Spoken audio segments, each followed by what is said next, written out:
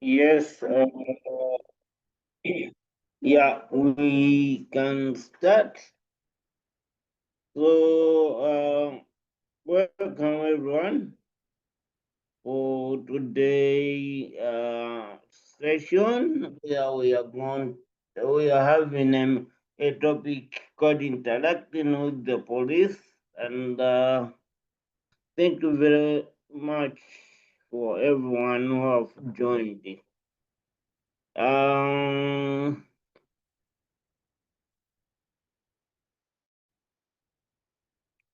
Just reminder, so we have interpretation in Portuguese, Spanish, and French.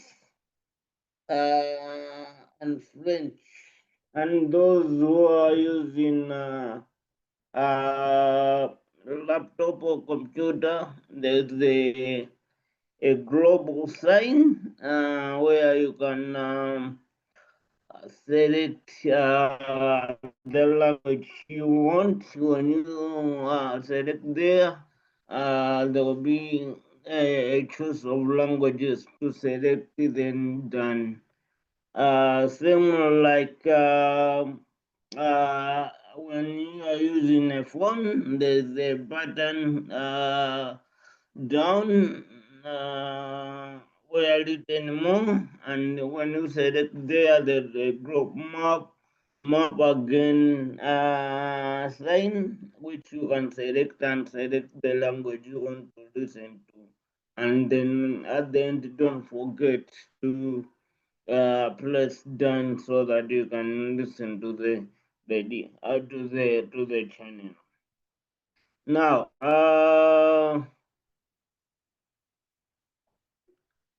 interacting with the police. Hello everyone, today we're going to talk about interacting with the police.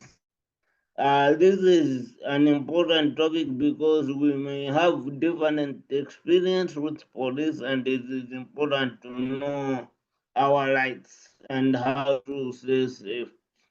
We need to understand our rights, how we can interact with police. Uh, Sorry. Now, our rights on interacting with police.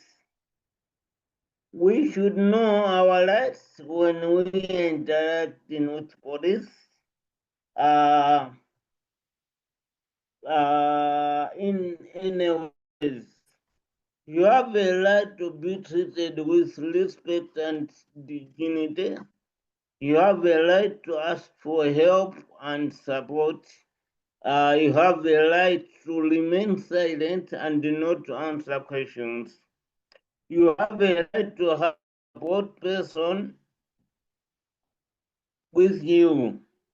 Note that as a civil advocate, we are all accountable for our actions, and if we are wrong, we will need to answer to the law.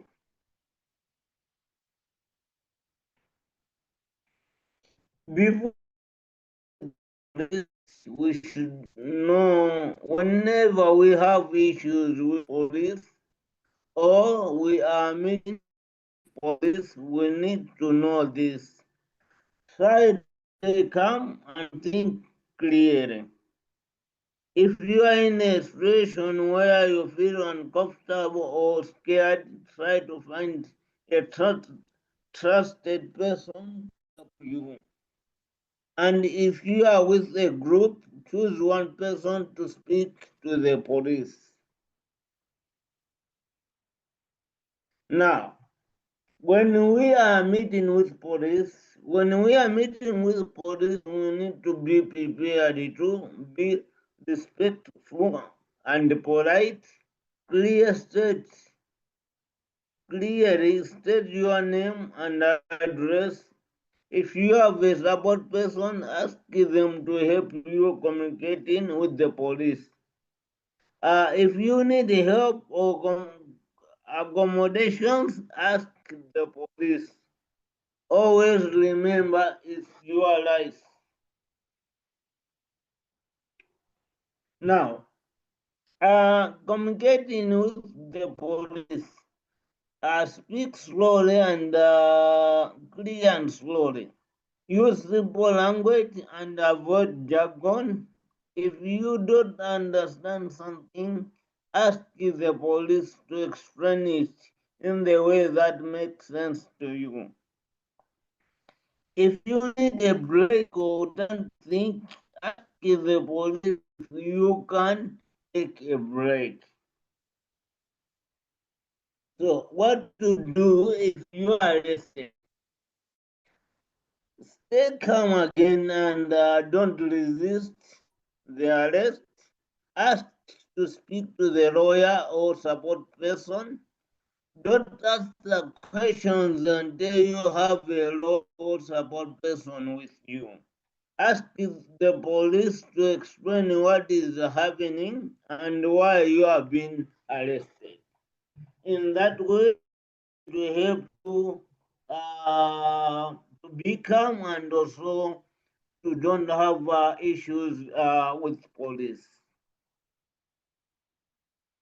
Now, if we want to report a concerns or accident, if we have concerns or accident with the police, report them to trusted organization or support person to help you. Give the record of what happened, include date, time, and details. Seek support and advocacy if needed. Also. So, in conclusion, interacting with the police can be challenging, but knowing your rights and how to communicate effectively can help. Don't be afraid to ask for help and support. And remember that we have the right to be treated with respect and dignity. Now, I'll call our first speaker. Sorry if I'll pronounce your name wrong. Camera Pavon studied the law. Since 2017, she has been working in the police force unit called UFAM, which stands for United Attention Family and Women Unit. If UFM investigates crimes committed against women, Camera is very interested in the issues of disability and learn about it because she cares that all people are treated respect. With the police force, she works on projects to assure that people with disabilities have the same rights and opportunities as everyone else. Now I will hand over to Camille. Thank you. Uh, is she sharing the screen or stop mine?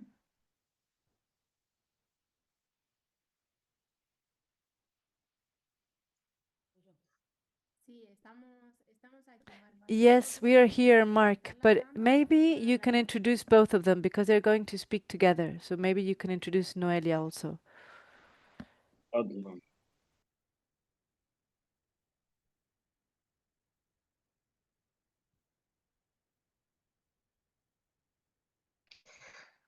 Okay. So then we have just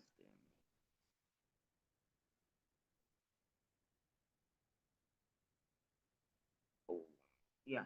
Nolia Reventa, sorry again if I'm pronouncing the name wrong.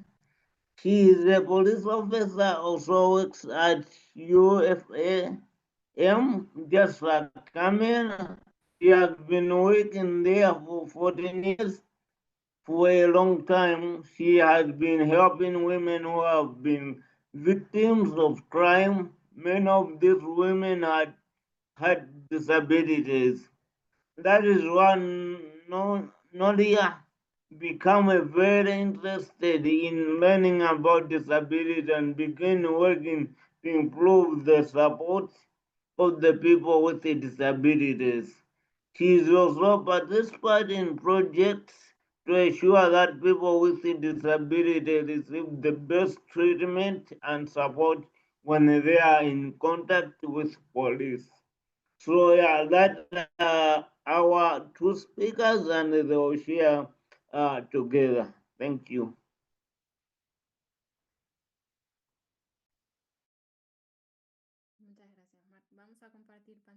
Thank you so much, Mark. We're going to share the screen.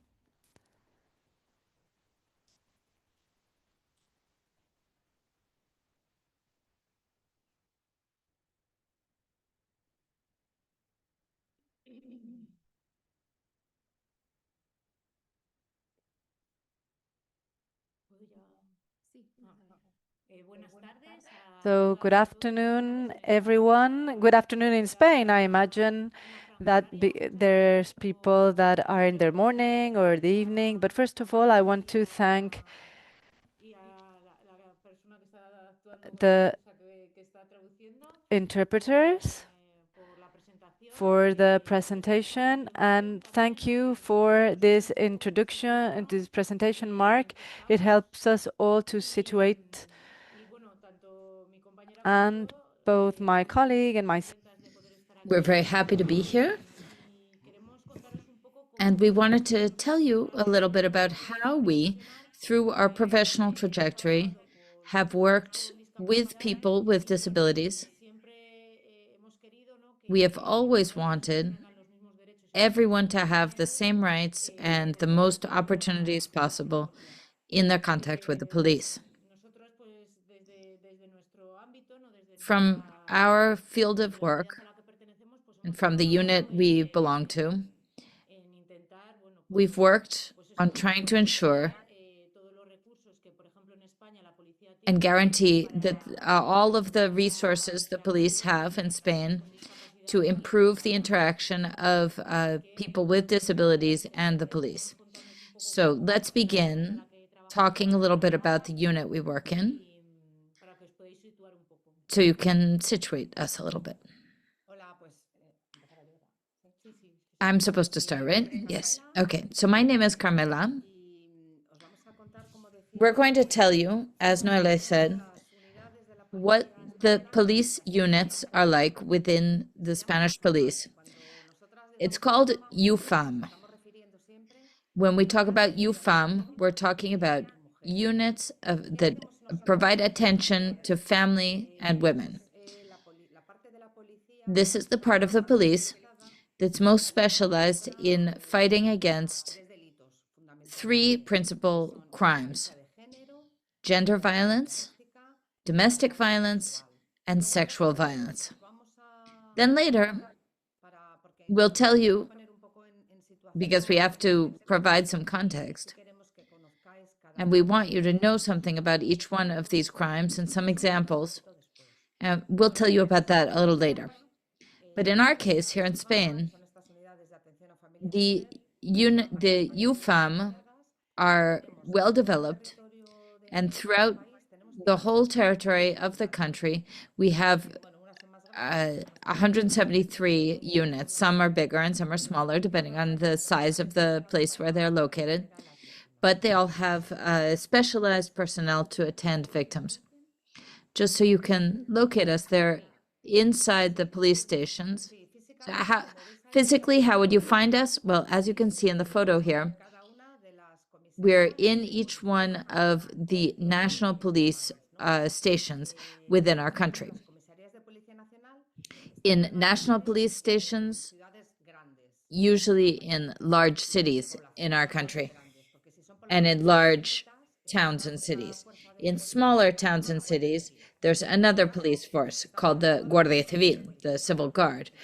In our case, we're in the national police stations. There are offices within the police station. There are some offices focused on issues of drugs, others on human trafficking or other kinds of crimes. But we are focused on these crimes of gender and sexual violence. And we want to work in such a way that you can learn to identify these crimes.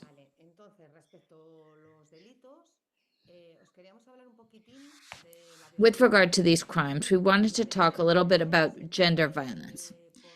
We understand gender violence as the violence that women suffer when the aggressor is a man. This is always an aggression by a man against a woman. And in the Spanish context, for it to be understood as gender violence, which is a more serious crime, this crime must take place within a couple, or whether they're currently a couple in a relationship or an ex couple or ex relationship. There has to be a sentimental relationship between them. In Spain, this is called gender violence. In other countries, sometimes it's referred to as domestic violence or violence against women. This violence is not always physical. It's not always about hitting or pushing. There's not always physical contact, because sometimes this violence can be psychological. Sometimes for psychological violence, that's been an evolution, because before, here in our country, if you insulted someone, insulted your partner, your wife or girlfriend, if you spoke ill to her, that was considered normal. It was not considered a crime. But now in Spain, fortunately, psychological violence is classified as a crime. You cannot insult your partner.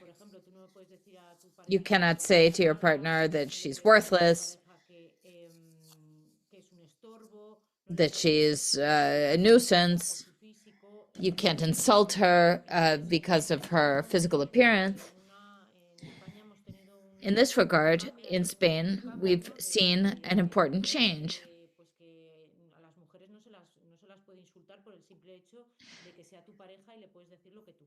That we cannot, someone cannot insult their partner simply with the understanding that, well, it's my partner, I can say whatever I like. That is now classified as a crime, and women can denounce this in our offices, and we would bring in that police report in just the same way as if their partner had hit them or pushed them or slapped them. Women who suffer psychological violence very often later have big problems, like problems of self-esteem, because if their partner says to them all the time, you're worthless, you're useless, you don't know how to do this, you don't know how to do that, they end up having a very low self-esteem, and they end up believing that they can't do anything. Having a low self-esteem means that I think that I don't know how to do anything, that I'm not, in addition to psychological, this can also be manifest in sexual violence, making your partner do some sexual act that she doesn't want to do. That's a crime too. The fact that, for example, a husband says to a woman, you have to sleep with me because you're my wife. She doesn't have that obligation.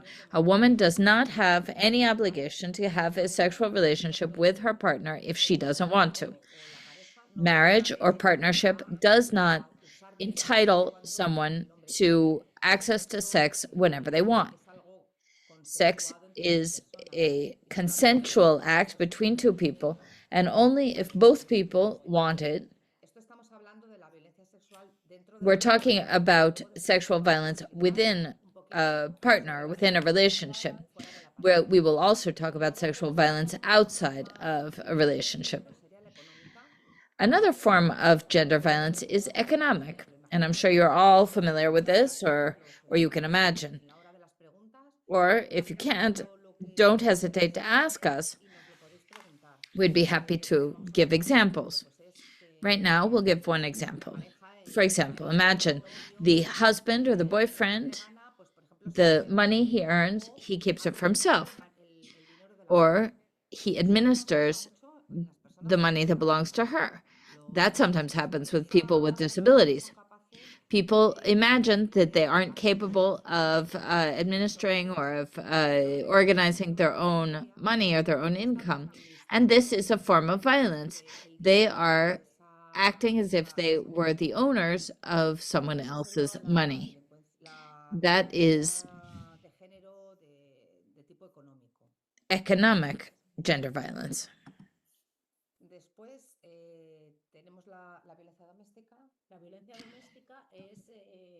Then there is domestic violence. In Spain, that's classified as violence within a family or within the core trusted group of a household, for example. So just like gender violence can be physical, sexual, or economic,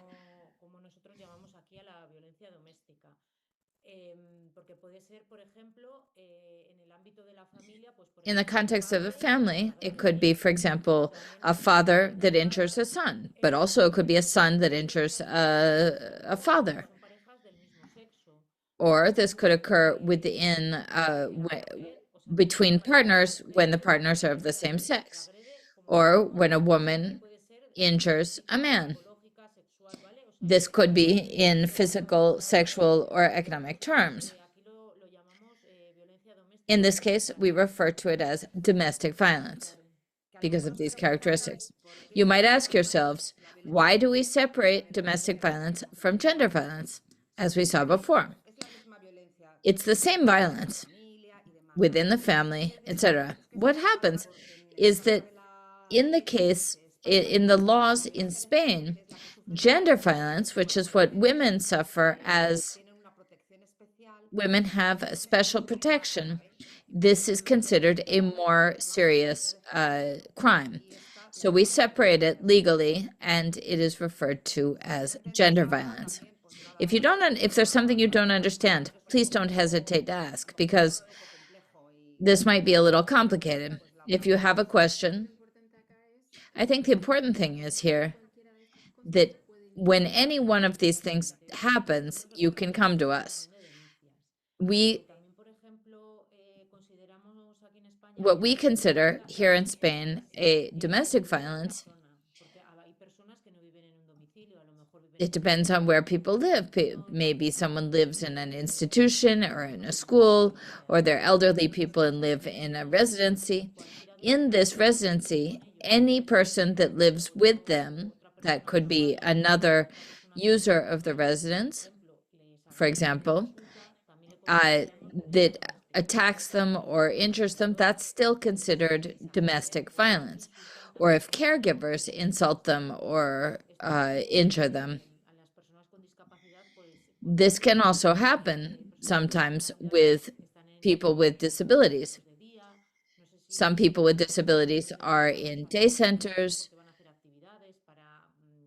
These might be places where people go to conduct activities, or they might live in a residency.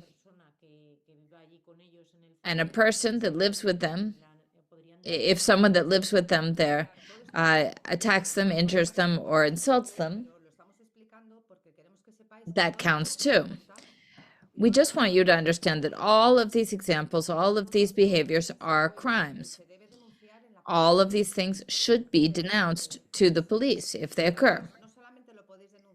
You can not only can the person who suffers this can denounce this, any person on the street that witnesses this can also denounce it. So if you see two people fighting in the street and they're a family, you can go to the police and say to them, I've seen this happened, and that, and the police will investigate that.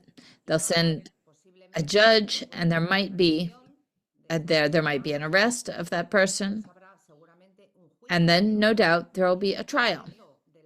And depending upon how serious it is, that person might go to prison or receive a fine or whatever punishment the judge sees fit to apply to that person. Here, the very important thing is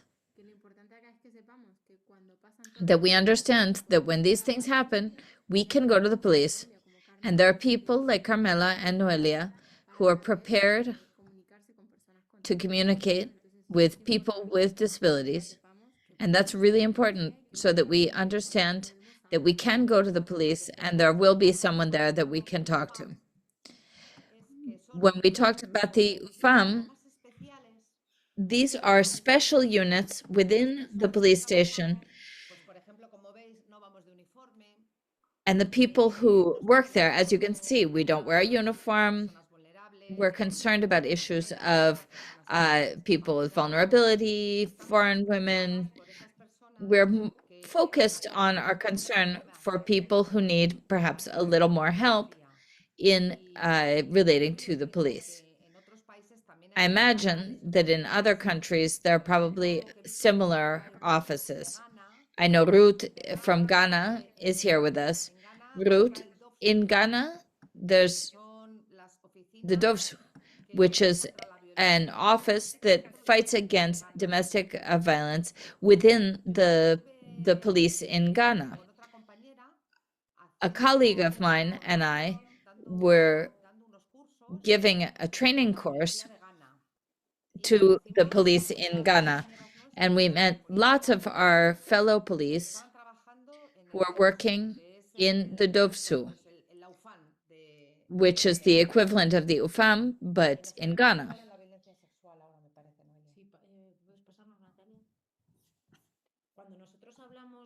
When we talk, right now we're talking about the crimes that we register.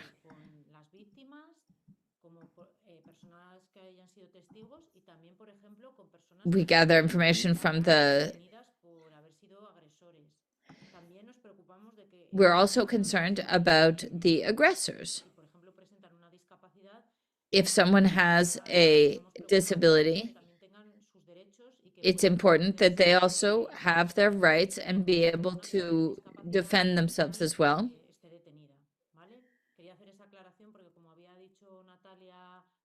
As Natalia said, in the UFAN, we're more focused on establishing a relationship with people with disability, irrespective of whether they are the victims or the people that have been denounced as aggressors. Another one of the crimes that we research or investigate are sexual crimes. Sexual crimes, in Spain, those are classified as any sexual behavior that one person requires or demands that another person do, even if they don't want to. What happens with people with disabilities is that sometimes the other person might trick them or might not tell them what's about to happen, and then it happens. And the person with a disability perhaps did not consent. They just didn't know what was going on or what was about to happen. We consider that a crime. Within sexual violence, we have different categories. There might be a rape, and that is a act of sexual violence when there's penetration. It might be touching, which is also classified as a sexual violence if someone touches your genitals or touches your breasts without your consent. Or there's sexual harassment. If someone is constantly insisting that they want to have sexual relations with you, or if they demand that you show them any of your intimate parts in front of other people, or perhaps in front of minor children. We've been working a lot on this because sexual crimes are increasing a lot through social networks. As you know, very often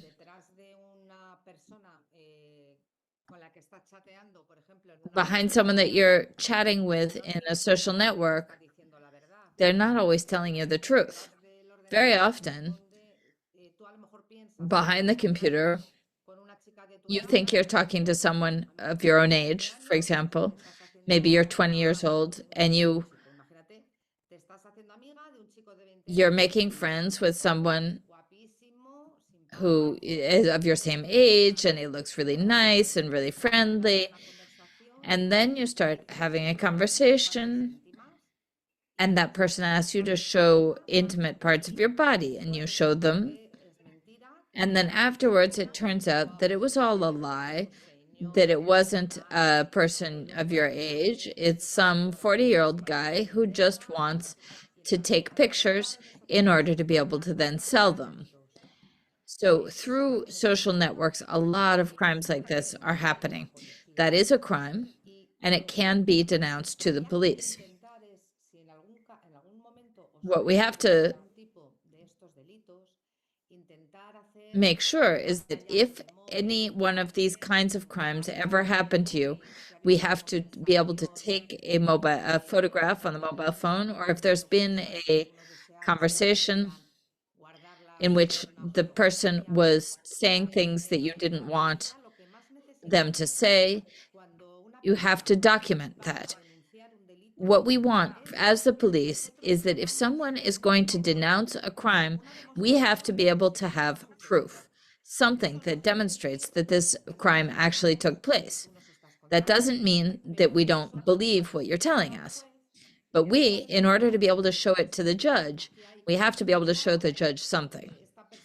And so we can say, here's a chat in which this person is asking for photographs or is threatening this person or is extorting them or asking for money or inviting them to meet somewhere.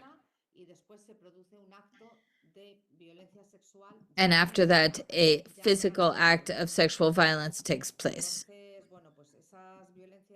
So these forms of violence on chats and social networks are more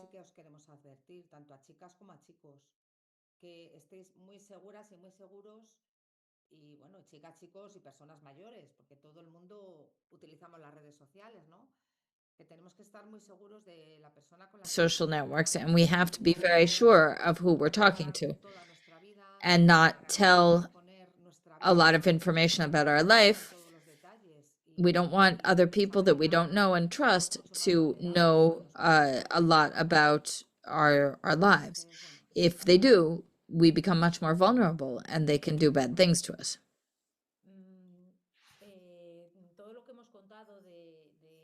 Everything we've said here about the crimes that we investigate, we want to also make it clear that people with disabilities are often victims of many of these crimes. So this is why we have had to develop a set of good practices so that people with disabilities can come to us and that we can assist them and help them with their and help them to denounce. But for this, we need to put a little bit in context how, in the type of crimes that we investigate, there are people with disabilities present. So, for example, many studies, many research says that many women with disabilities are victims of violence and that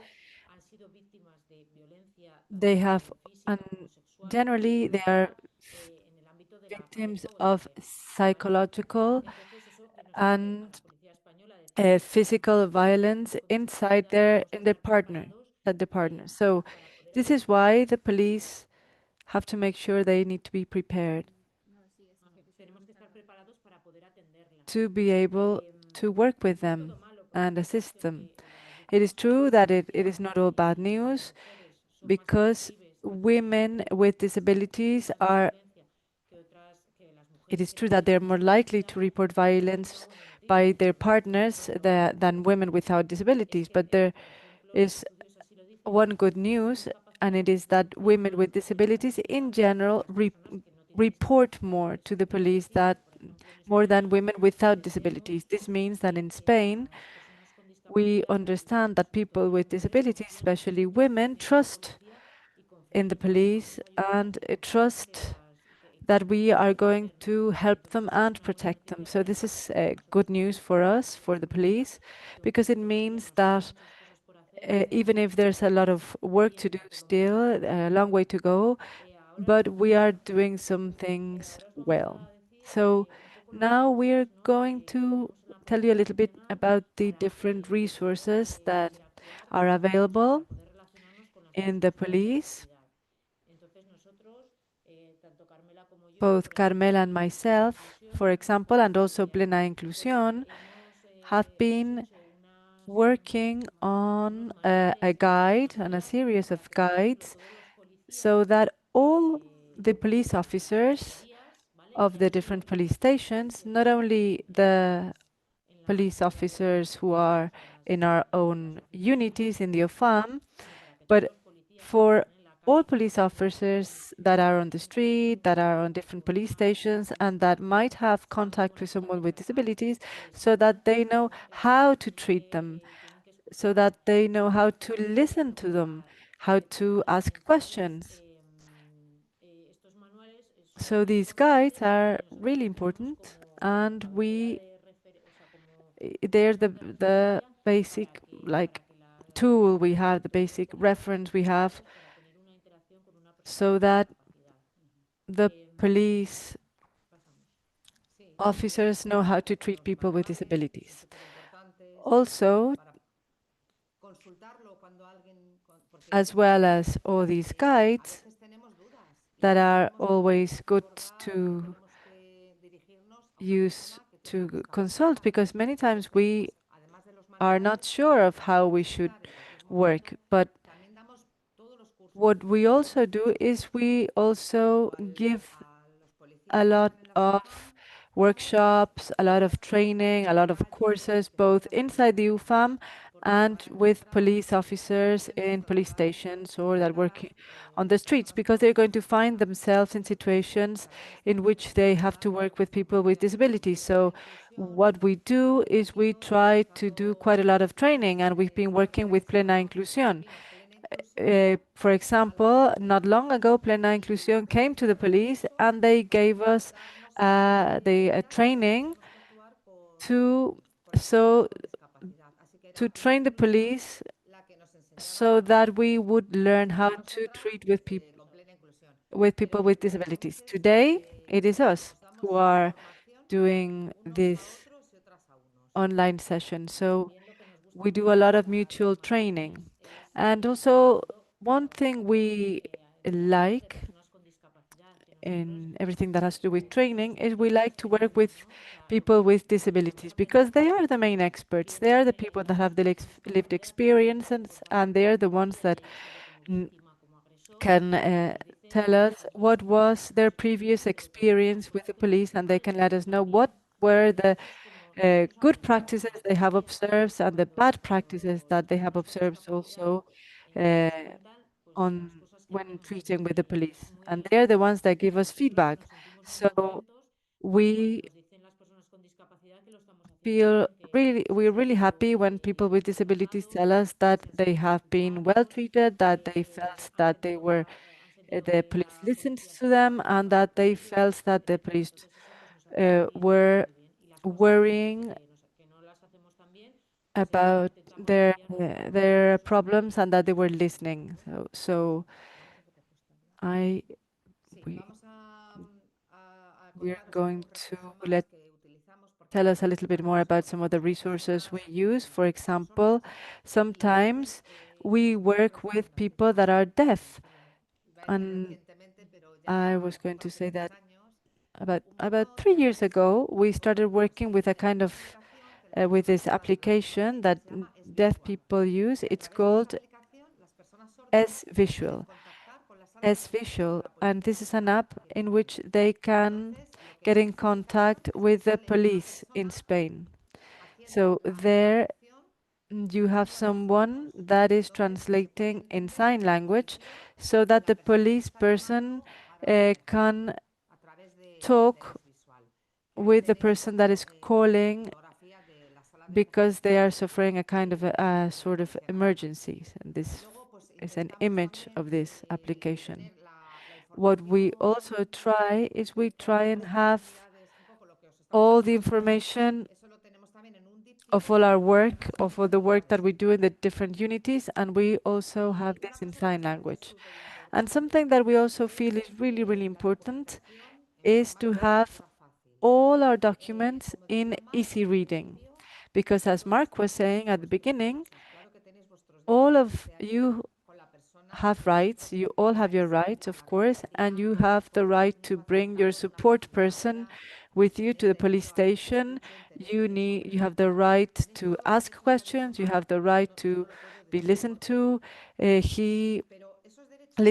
Mark listed all the rights that you have, but but in order so that you know your rights, you need to have your rights in a written document. But this document must be easily understandable. So what have we done?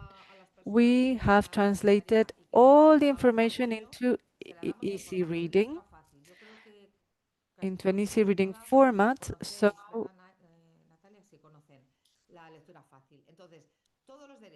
that all the documents about your rights are easily accessible and easy to understand.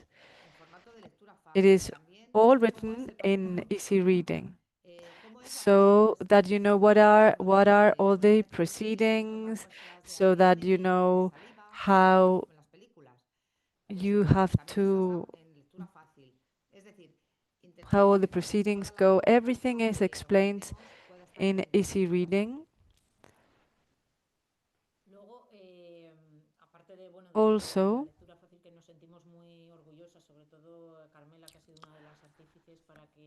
well, we feel really proud of these easy reading documents, especially Carmela. She's one of the people responsible for all these documents, but we've also been doing pictograms for people who have problems with communication, for example. This is for your first contact, when somebody that has communication problems and wants to tell something to the police. Maybe they just want to say they're not feeling well or they just need help. So for this first conversation, for this first contact, it is very easy to use these pictograms so that we know what we need to do as police. We also have videos in sign languages, in sign language and in easy reading, so that everyone can understand it. Also, for us, it's really, really important that we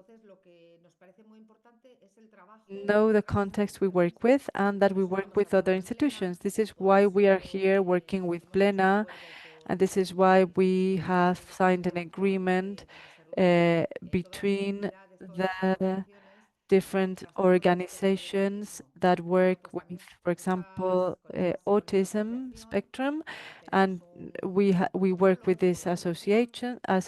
We have an agreement between the National Police and the Confederation of Autism in Spain, and we've been working also with Plena Inclusión in 2 European projects. One is the project Response, and the other one is Enable. Maybe you've also participated in these projects. And basically, this enriches us because we work with organizations that work with disabilities, and we keep learning. All these different images are different projects in which we've been working.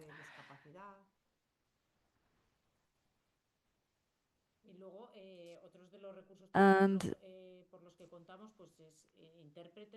Also, we work with sign language interpreters. For example, if somebody wants to report something to the police and they need a sign language interpreter, there are interpreters available.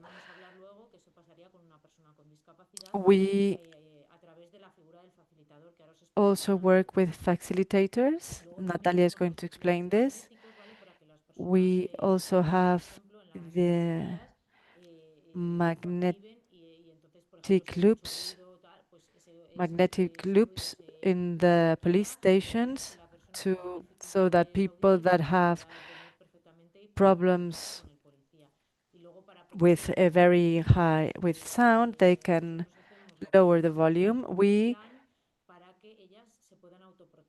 also, for example, in gender violence cases, when women are in danger, we work with them so that they know, we work with them on a plan, on a personalized plan, so that they can know how to protect themselves. And it is always, all this material is always in easy reading. So what we've learned basically is that accessibility is not an option, it is an obligation. The Article 13 of the Convention on People with Disabilities makes this clear, but this is clear for all of us, and this is why we need to adapt our society, our procedures to the needs people with disabilities. For example, if there if we receive someone that has hearing problems, we need to have interpreters, for example. Or if somebody that is comes to us and is very nervous, we need to offer them a glass of water, for example. Or if somebody that comes to us and doesn't understand the documents, we have to provide the documents in easy reading. So we need to have procedures that are the same for everyone, but these procedures have to be flexible and we need to adapt them to each person.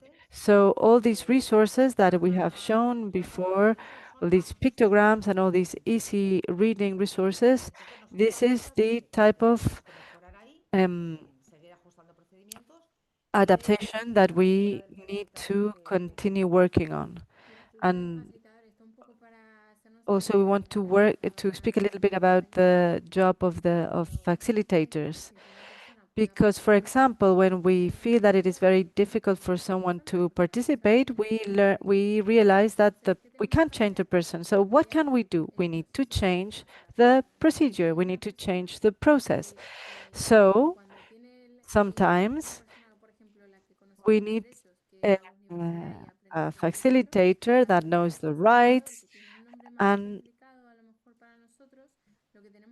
is the person that is somebody that knows all the processes, all the procedures, all the rights, that knows how police works and how trials work, but also is very aware of all the different needs of people with disabilities, all their context. And this person is called a facilitator and mediates between people with disabilities and the police. This is something we are working on in Spain. Yes, we want to tell you a little bit of how we work with people with disabilities when we use facilitators, for example. So basically, the important thing here it is that the person with disabilities that comes to the police is not the one that should adapt to the police, but it is the police that has to adapt to the person that with disabilities that comes. So the first thing we need is to detect.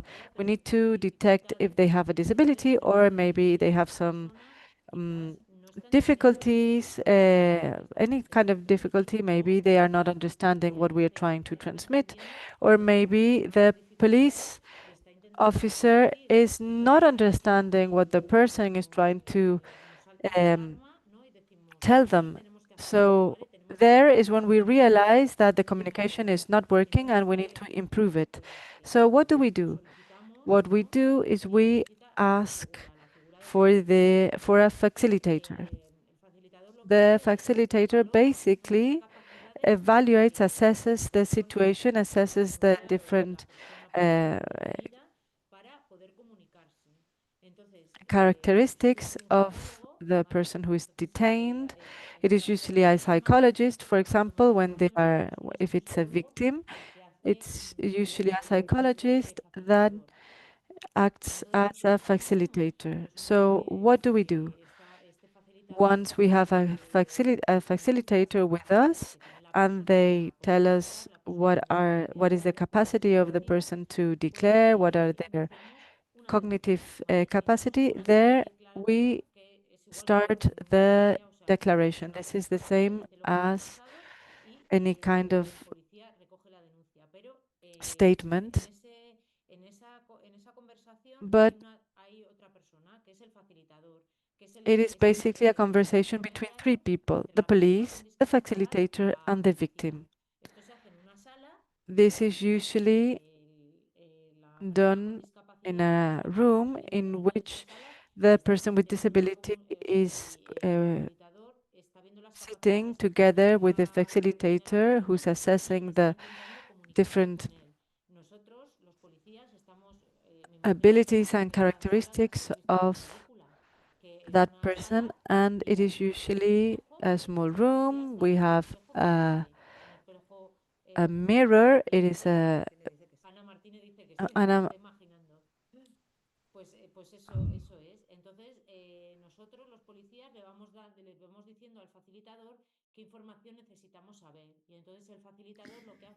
So the facilitator, what they do is tell the person with a disability using a very clear language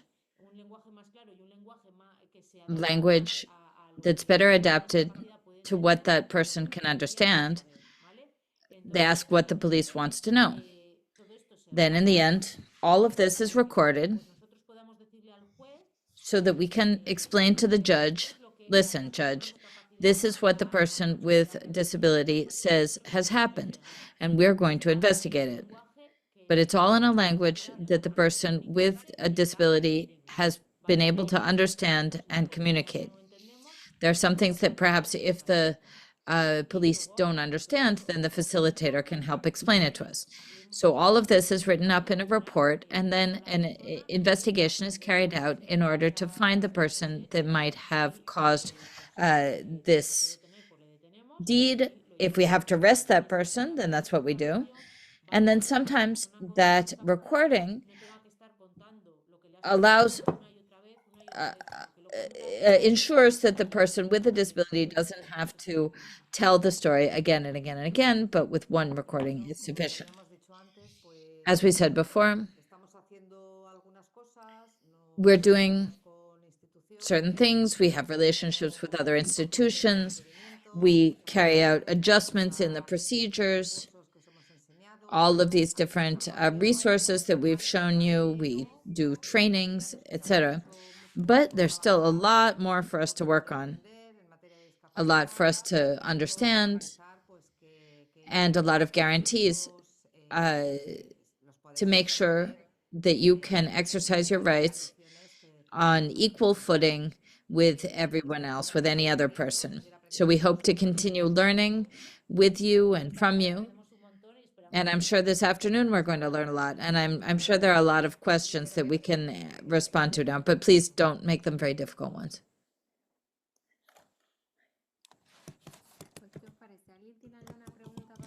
So what do you think? Does anyone have any questions to ask of our companions here? Anna. Anna, you go first. Go ahead. First Anna and then Luis. Okay, so I have a couple of questions. Can you hear me okay? Yes. The bad guys as a person with disabilities, we don't even realize what is happening. I'm sorry, I lost the sound. Wait, Anna, somehow your microphone is cutting out.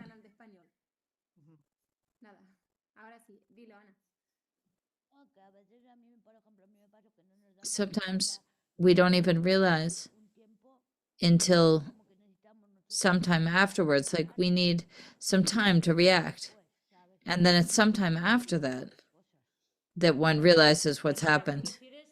But Anna, you realize that you're saying that's when you're the victim of something, that you need some time to realize that you've been the victim. Yes, that's exactly what I mean. But Anna, that's not just people with disabilities. That happens to lots of victims. Lots of victims don't realize that they're victims until sometime after the event. I'm going to give you an example, Anna.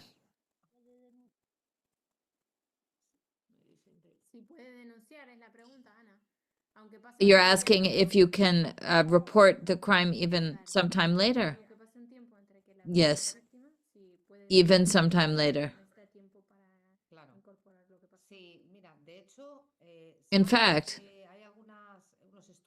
there are some studies that say that women that suffer gender violence, women whose husbands abuse them, take an average of 8 years to report it. So this example I'm going to give you, Anna, we sometimes find victims who come to tell us about things that have happened to them. And they say, but that's not a crime, is it? Because my husband wants me to sleep with him every day and I don't want to, and he makes me. But that's not a crime because my husband has a right? No, this woman doesn't realize that she's being subjected to a crime. Sexual crimes, at least in Spain, the period allowed for you to report them is increasing, because it used to be that if a young woman, for example, was raped, what happened? Each crime has a period of time during which you can denounce it or you can report it. But what happens if you're very young or if you have a disability, the time you need might be different. So the time period in which you can report that has gotten longer, has gotten bigger. So even if something happened to you quite some time ago, you can still report it. I have another question. Have you seen any cases in which the girl with disability and her parents, for example, this is something else. For example, I didn't want to report it because my parents didn't want me to report it. But now the law has changed.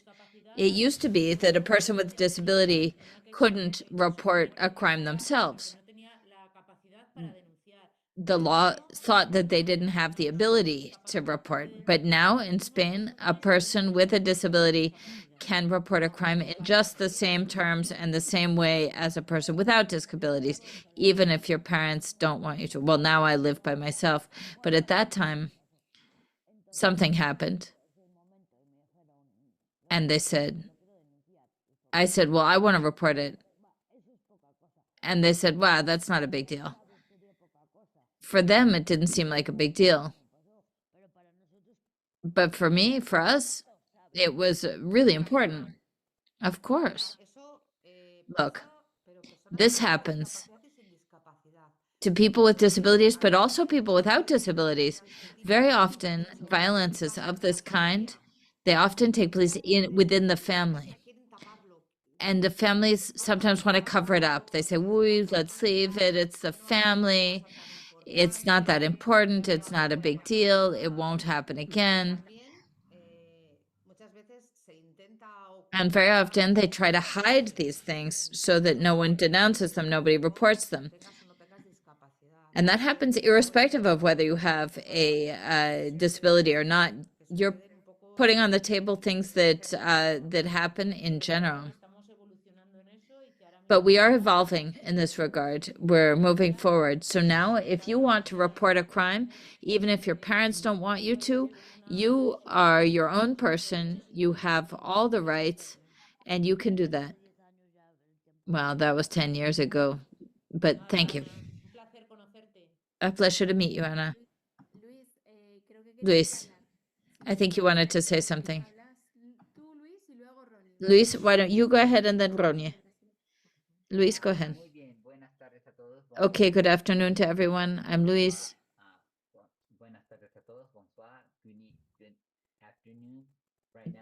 Good afternoon. I want to talk about how a person, what's the support like for people with disabilities? Can you hear me okay now? Yes. The support that the police provide for people with disabilities and also their families. What happens if the person with disabilities, how can they help the police? If a person with disability is victim, for example, of a burglary or a robbery, how do you work with the family and with the support people in that case? Or if they're involved in a crime like a murder?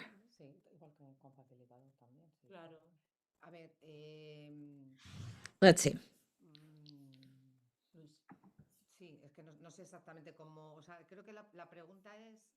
The question is, when these are different crimes, whether we use the same resources. Do you work with the families, with support? Yes, we work in the same way with a facilitator.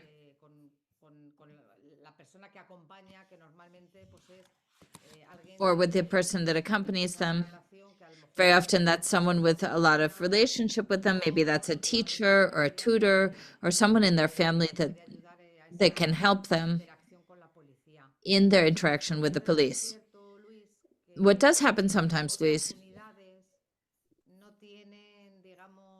It's true that in other unities, sometimes they don't work in the same way as we work in the UFAM unities, where we work with more vulnerable victims. Because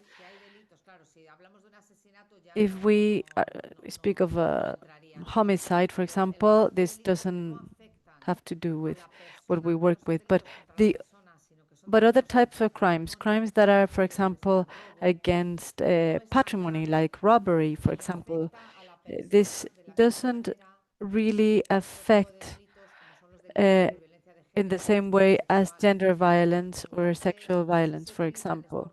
So we do use these resources, but as I was saying, other police stations that work with, for example, robbery and such, they don't have the same sensitivity as we have in these unities. Yeah. So all these things you were speaking about, of all the protections, all the ways you work with people with disabilities, do you have all these protections? How do you work with other crimes? Well, in Spain,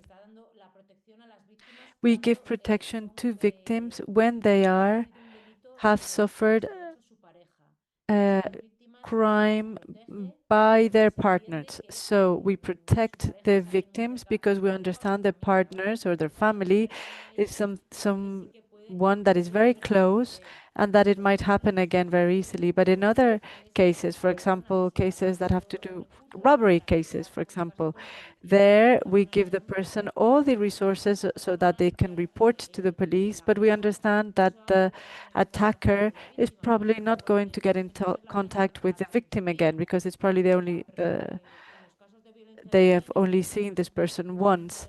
But in gender violence cases or cases that occur inside the family, they have to suffer this constantly. Yes, and for example, in the police, we work a lot with referrals. For example, I'm a policewoman, but I'm not a psychologist. Or maybe I am not a social worker. I am not someone who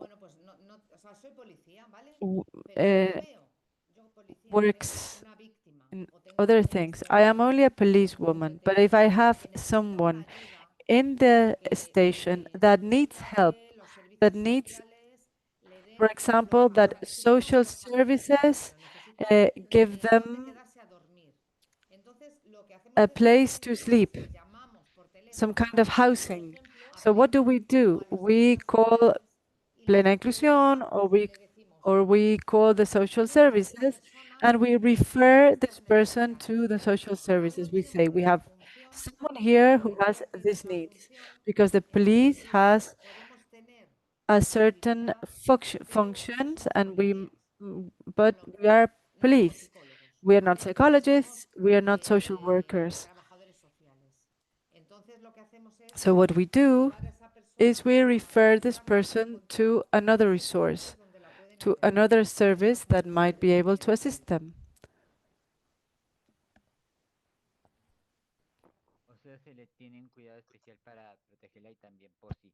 So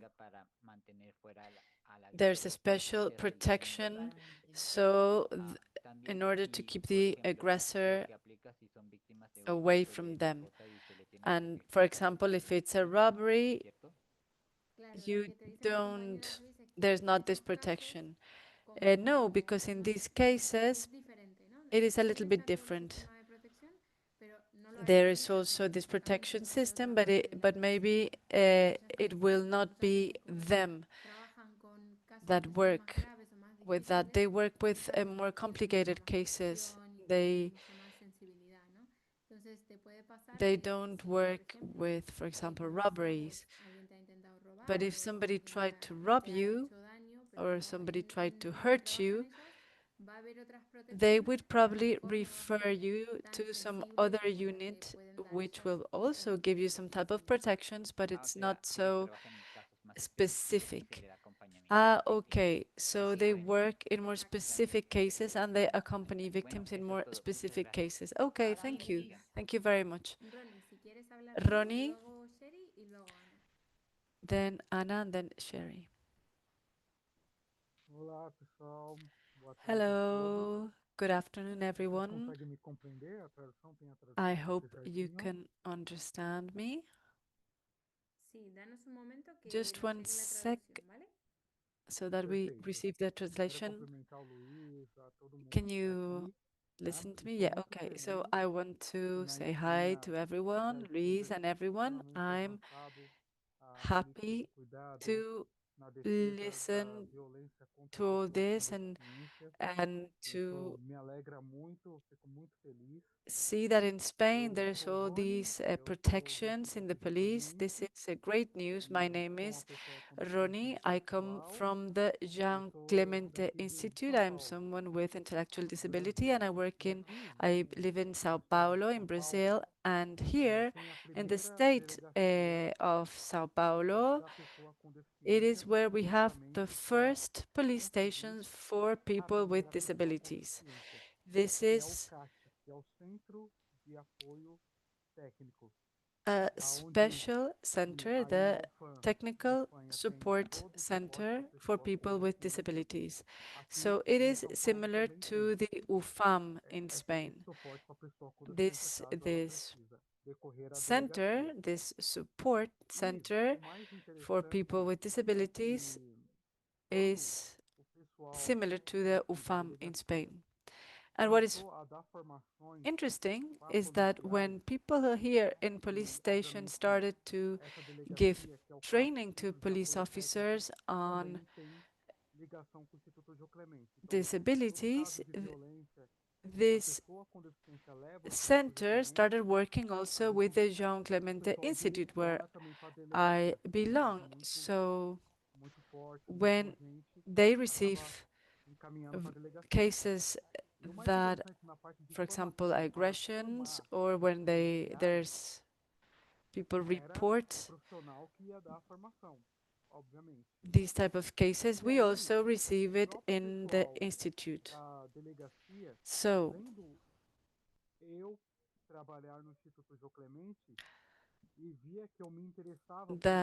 the police officers that saw how I worked in the institute, and so I was interested in all this, they asked me to give some training together with my support people, to give training to the police officers.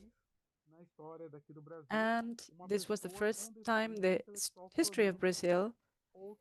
This was the first time that ever happened in Brazil that a person with intellectual disabilities trained police officers. They let us speak. They let us speak for ourselves about talking about security. And that had a really big impact. In the end, the police agents and the chiefs of police came and came to talk and ask us more, to have more information about safety and security. It was very interesting. They asked me questions about how to approach people with intellectual disabilities or persons with autism. And that way it's demystified, because there was something that was really real. Just as you said, it made it easy. It makes it easy when there's easy reading, when there's psychological support, when there's pictograms, in order to understand this speech. And the mind of the police officer started to open. So what you have there with the UFAM,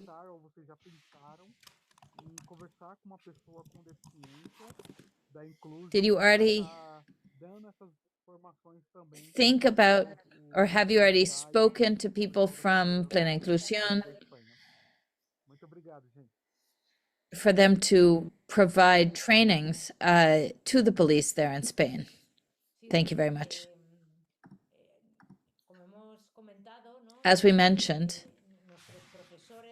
our teachers, our best teachers about disabilities, are experts through their experience. Like Diego, for example, from Plena Inclusión, is someone we work with here. He's a person with disabilities who, for a period of his life,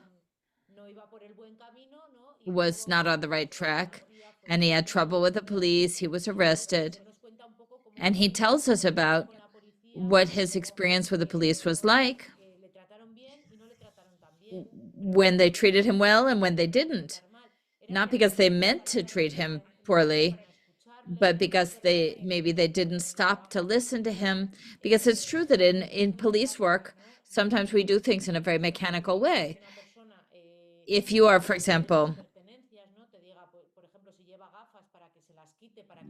we might ask someone to take their glasses off.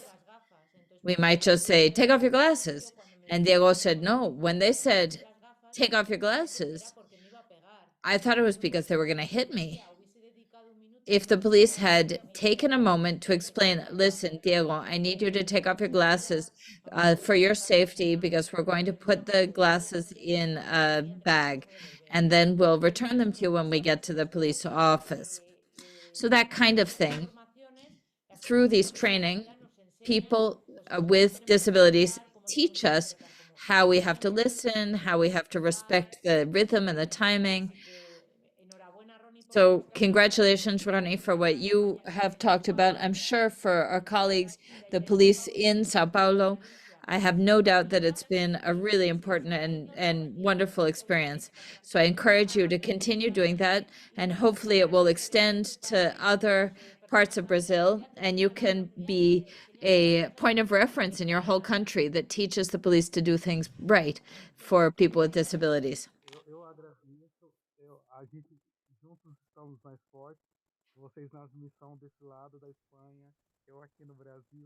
I'm very grateful that each one of us, that you in Spain and me here in my own country, that we can all contribute in this very important issue. I'm very happy to have the opportunity to listen to you.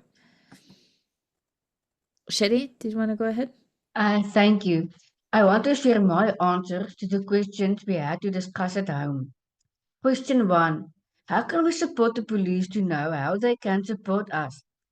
We as advocates can address meetings with different groups in the police force to share with them what our needs are. This must be done collectively, as different people with disabilities has different needs. In this meeting, we can draw up what different persons with disabilities need the police to address. Question 2. What challenges do you face when you are working with police? In South Africa, we have many different cultural groups who faces different challenges. We had a meeting once, and then I realized that the albino people in South Africa are still being frowned upon, and only a few years ago they were discarded as medical waste after birth. Sometimes it is the police who are the abusers of disabled children, especially girls. Question 3. Can you share how you have worked with police in your area as self-advocates? I joined my mother and Ansala Ramjas to attend a meeting with different officials in the districts outside my town. The police realized that they still have a lot to learn. We also learned from them how to assist persons and support persons with disabilities to interact with police. Thank you.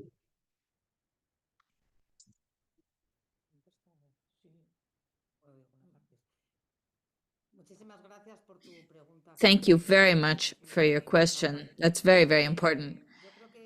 I think the first thing you asked about has to do with something we've already discussed.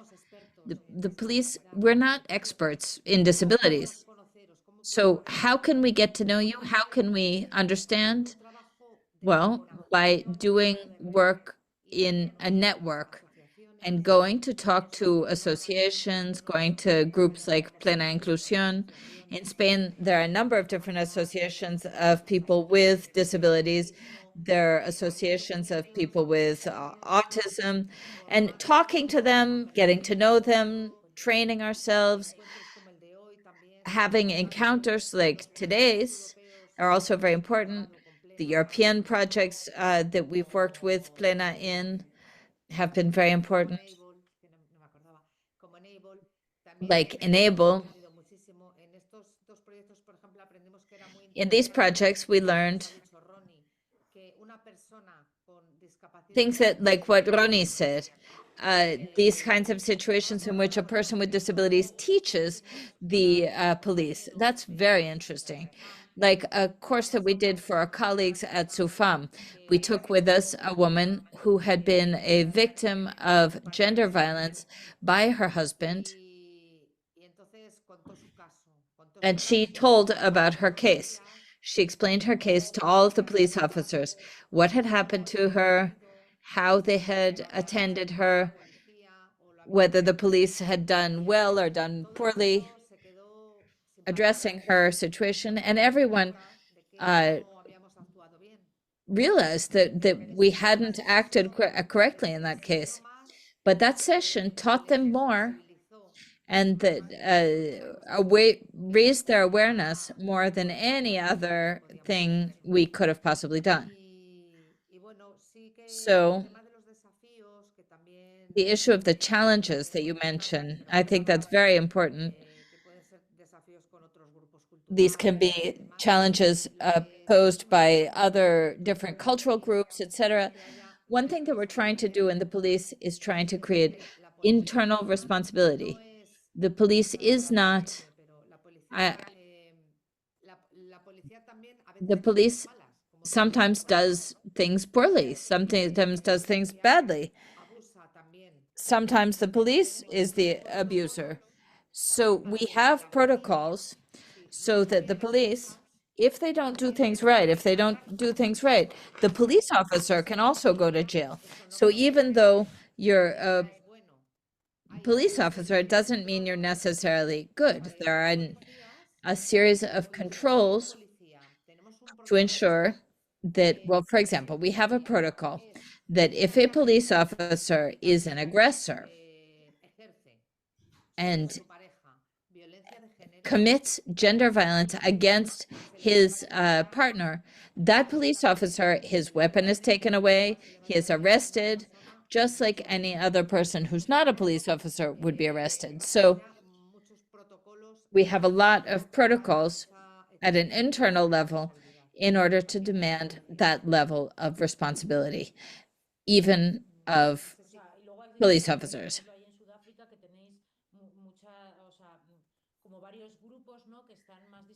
There are also certain groups that are especially discriminated, like you talked about the albinos. That might happen in any part of the world.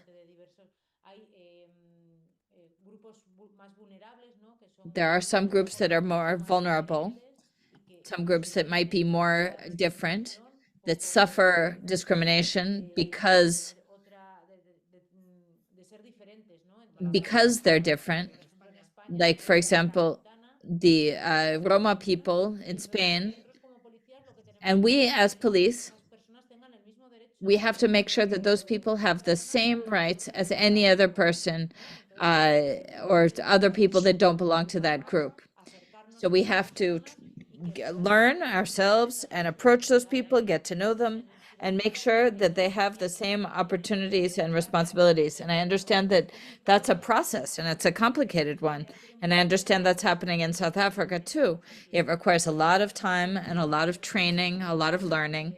We always say this, and every time we give a course or we receive a course, what we have to do is learn and learn and learn, get more and more training. Because when people understand what they have to do, then they do it well. But if they don't know what they have to do, they might just improvise. And thank you for your questions, Shetty. I hope we answered them. Thank you. I'd like to ask 2 questions. For example, in the case of a person who calls on the phone, this happened to me. They call you on the phone from the police about a situation that is occurring. But sometimes they speak well to you, but sometimes just talking to them, you feel afraid because you don't know how to express yourself, or I don't know how to explain it. It might be that they might not take you seriously. Yes, they might not take me seriously, or this happened to me this summer. I'm going to give an example. Some neighbors were kind of violent, and they said, let's go there.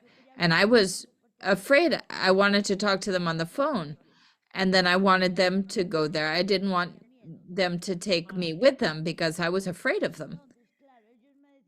And they said, no, if you don't do it, then we're not going to go, or we're not going to.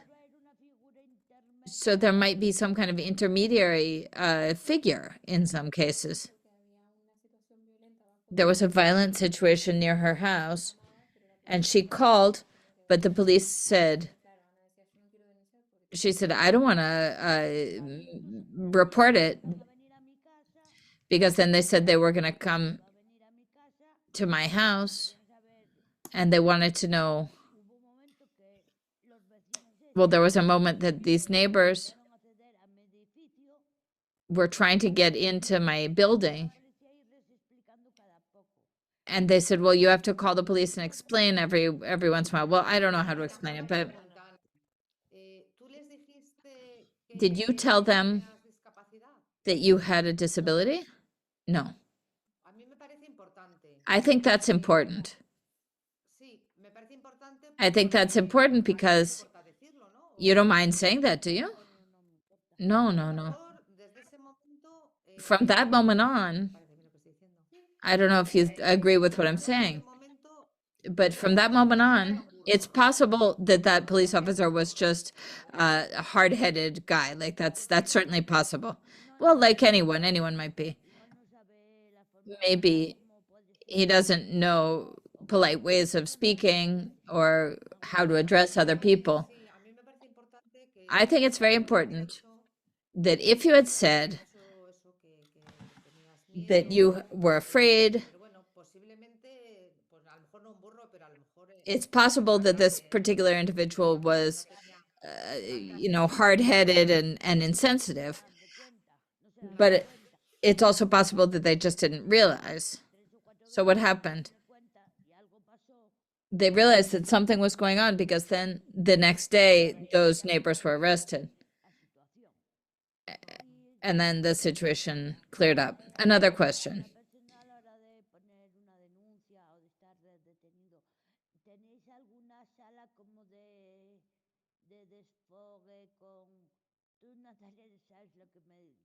Do you know what I'm talking about? Like a room to blow off steam.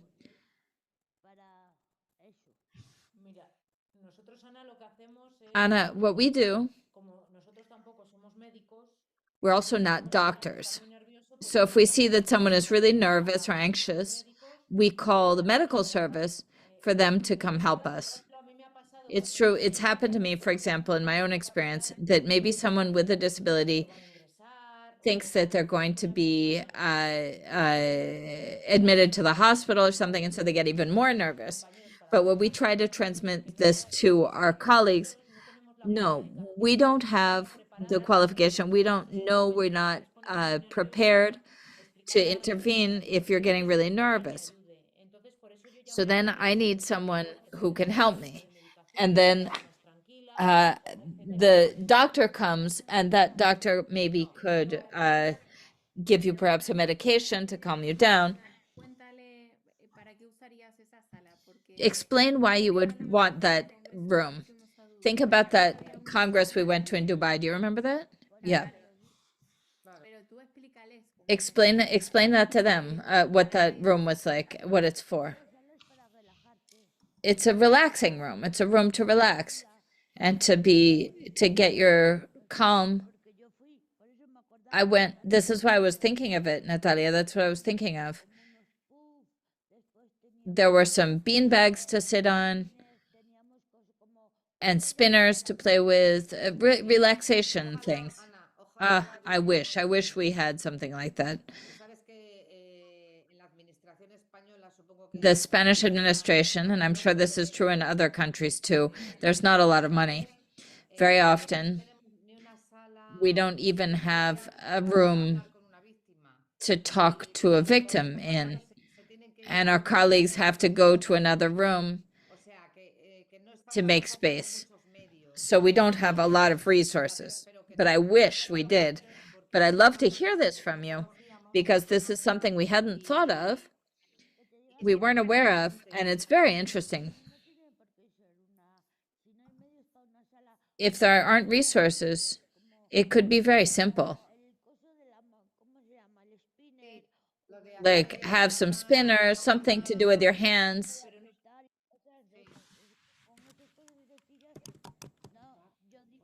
Have a couple of chairs. But there might be the possibility of some space where you could be a little bit more comfortable. That's a great idea, Ana. We hadn't thought of that before. We're going to take note. Thank you for sharing that with us. See, we learn a ton. When I get very nervous,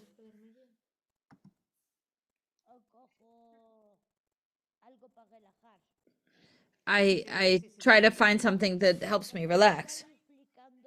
And you go around and explain in centers or in schools or high schools or centers for people with disabilities. Do you explain what violence is or what gender violence is? Yes, our colleagues from other departments go and they teach in schools and in centers for young people or for people with disability, so that people can identify, especially when they're victims, because very often people don't even realize that they're victims. But then when our colleagues go to train them, then they can identify themselves as victims. Thank you very much. Thank you, Anna. Yeah. If there aren't, we don't have a lot more time. We don't for the debate. Yeah, I think we don't have time now. We have past time, and also I think we have also covered the questions within the. We had questions, and I think we have covered it within our discussions, which is fine. So yeah, I don't know if there is anything, but yeah, we have reached time. Nadia, do you have anything to add, or what do you think? I think the meeting has been fantastic. So maybe we can close this for today, and we will send the information about the next meeting via email. Okay. Thank you. So, yeah, as Natalia said, we will going to share about the next meeting, but I want to say thank you for our guests, our speakers. It has really been good conversations, sharing the ideas how you are doing your work. I think this is really important topic, as you can see, because this is something that we are facing every day. We have issues with police, and having this knowledge, it will help us to have understanding, or how we can deal with issues when we face some challenges, or we face issues with police. So thank you very much for your time, and thank everyone for joining up to now, and thanks for the interaction that we had. It was really good. Yes, Natalia will communicate about the next meeting. So yeah, thank you very much.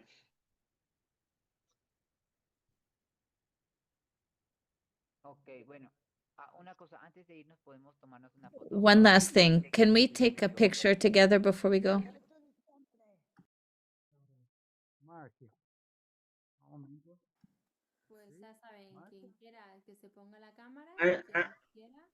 And, and as we are taking the pictures, there's Natalia. Can you help me translate the message? It may be important. I think I've been tagged, but it is in Spanish, so I was trying to copy it, but I'm failing to copy it. If you can read it and translate it before we close.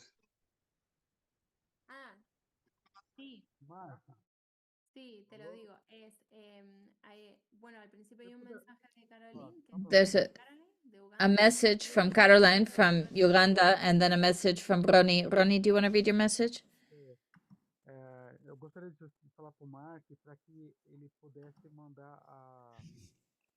I'd like to talk to Mark to ask him to send the link for the next meeting. I know that the link is the same one, but please send the date for the next meeting to my email, because right now it's only reaching my support personnel, but I would be really happy if it would come directly to me.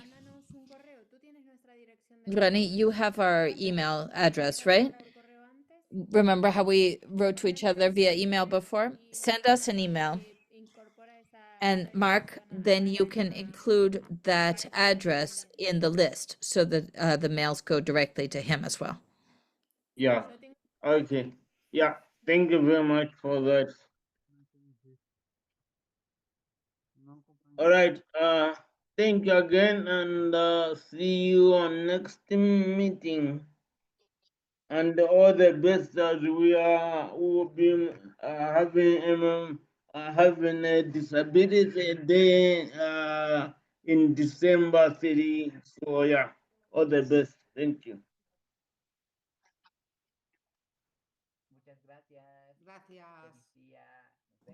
Thank you. Gracias. Thank you, police officers. We'll see you.